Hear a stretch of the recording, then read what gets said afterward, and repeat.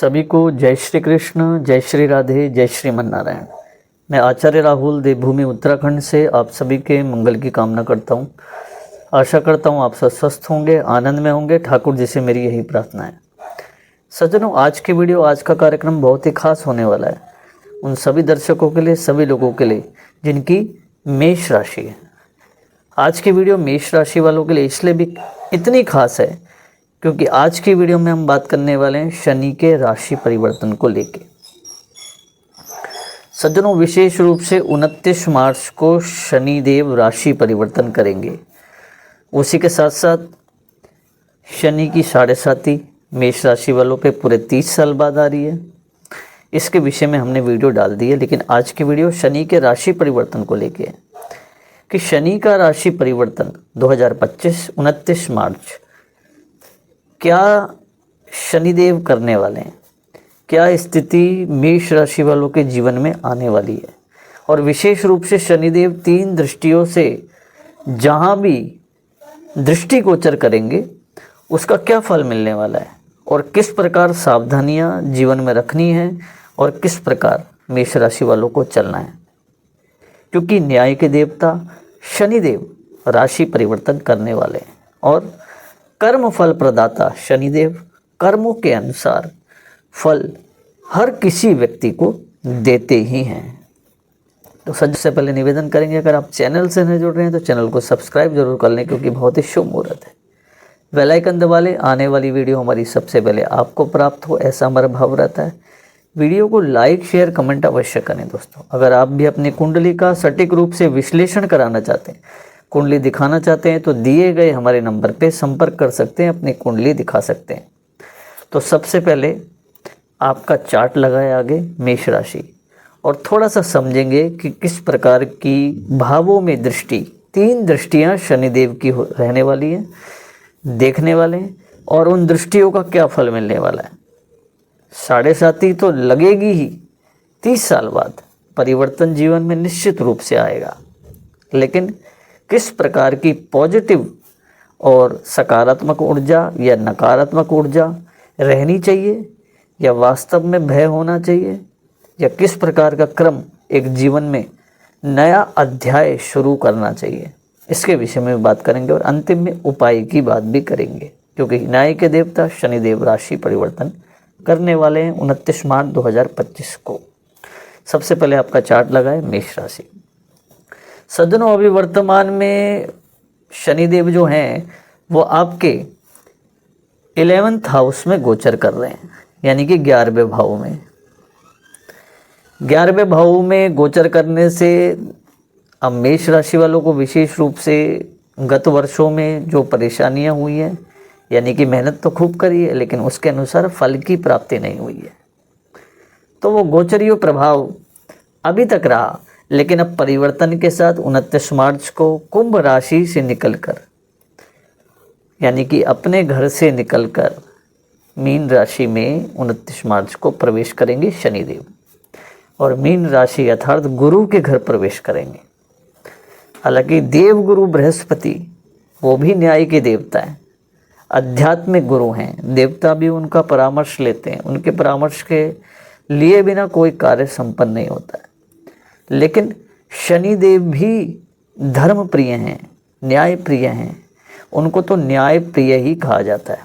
प्राय लोग उनसे भयभीत होते हैं और भयभीत होना भी चाहिए, लेकिन जीवन में अगर आपका संघर्ष अच्छा रहा है और आपके कर्म की प्रस्तुति, आपके कर्म अगर ठीक रहे हैं, तो उसके अनुसार शनिदेव आपको कभी भी कुछ प्रभाव आपके जीवन में नहीं डालते।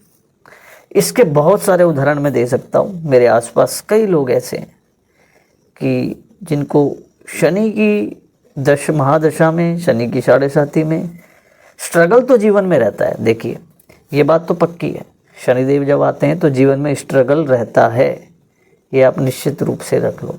स्ट्रगल इसलिए भी रहता है क्योंकि वो बहुत ही न्यायप्रिय हैं। उस रूटीन में, उनकी एक अवधि में, उनके काल में, चाहे वो महादशा हो चाहे 7.5 हो, स्ट्रगल इसलिए जीवन में आता है क्योंकि उसमें जितना भी आपको प्राप्त होता है, बड़े ध्यान से सुनना, शनि की 7.5 और शनिदेव जब आते हैं, क्योंकि वो न्यायप्रिय देवता हैं, उनके आने पर हमें जो भी फल प्राप्त होता है, जैसे हम पानी छान के पीते हैं या प्योरेट होता है, जैसे हम पानी को प्योरीफाई करके पीते हैं, तो उसमें कितना पानी वेस्ट निकलता है, यानी कि कई सारा पानी वेस्ट होता है, तब जाके कुछ पानी जो है वो हमारे पीने योग्य होता है। वैसे ही शनिदेव का एक तरीका है। हम जो भी कर्म उनकी दशा में करते हैं, चाहे वो महादशा हो चाहे 7.5 हो, हमें उतना ही प्राप्त होता है जितना प्योरीफाई है, यानी कि जितना हमारे लिए उपयोगी है।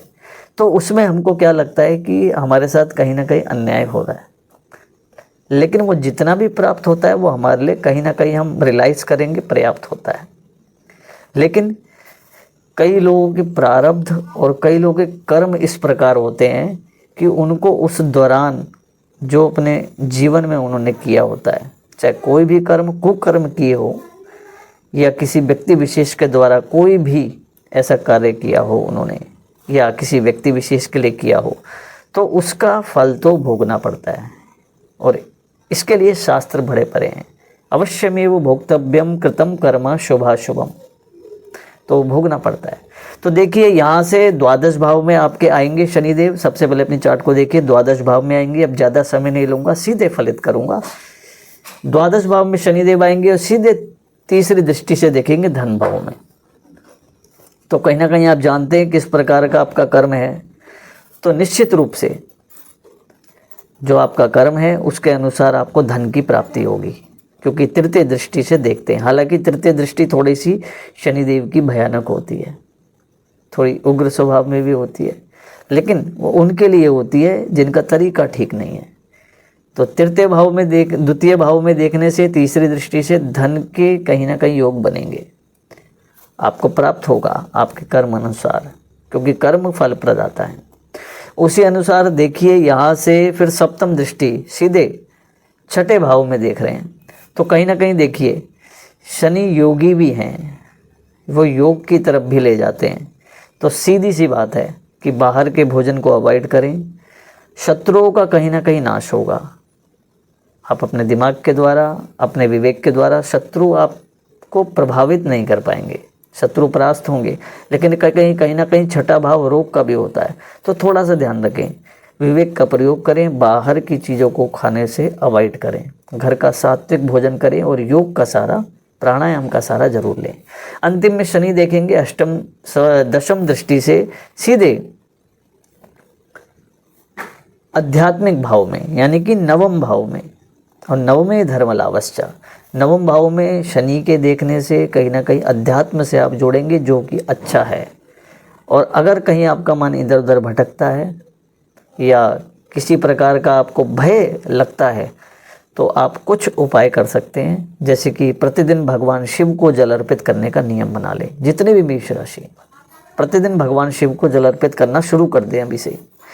दूसरा नियम, हनुमान चालीसा का पाठ नियमित रूप से करें, सुंदर कांड का पाठ करें, जो भी आप करें, हनुमान चालीसा तो आपको नियमित रूप से करनी ही चाहिए। और भगवान सूर्य को अर्घ देना अनिवार्य है। तो इस प्रकार का एक छोटा सा कर्म, क्योंकि शनि देव का राशि परिवर्तन कर्म फल अनुसार है और उसकी प्राप्ति आपको निश्चित रूप से होगी। इसमें भयभीत होने की आवश्यकता नहीं है, बस अपने कर्म ठीक प्रकार से करते रहें। आशा करता हूँ मेरी बात आपको समझ में आई होगी। तब तक के लिए बने रहिए दोस्तों, मिलता हूँ नेक्स्ट वीडियो में। जय श्री कृष्ण, जय श्री राधे।